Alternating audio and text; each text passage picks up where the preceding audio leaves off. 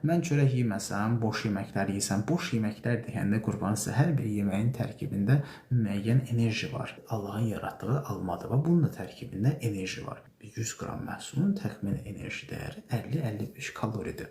Bunun içərisində enerji var. Bunun da içərisində enerji var. Bunun da içərisində enerji var. Hər bir qida məhsulunun ətrafımızda biz istifadə edə biləcəyimiz, yeyəcəyimiz qida məhsulunun tərkibində enerji var. Və mən əgər bir dənə bunu yesəm, təxmini olaraq 100 kalori qəbul edəcəmsə də, bu ikisini yesəm, qəbul etdiyim məsəl üçün kalori miqdarı 100 olmayacaq, çox olacaq. Eləcə də siz çörək yeməsəz, amma yediyiniz yeməklərin də ölçüsünü biraz daha çox qoysaz, indi yediyiniz yeməklərdən də çox şey asılıdır. Yediyiniz yeməklərdə elə 100 qram yağdan istifadə eləsəz, bu artıq həmin yeməyin kalorisini 900 kalori artırmaq deməkdir. Və yaxud da kərə yağından istifadə eləsəz 785 kalori artırmaq deməkdir. 100 qram kərə yağ. Yəni dediyim kimi, mən ev yeməklərindən istifadə edərək ancaq çörək yeməyərək arıqlaya bilərəmmi? Çox böyük sual işarəsi altındadır.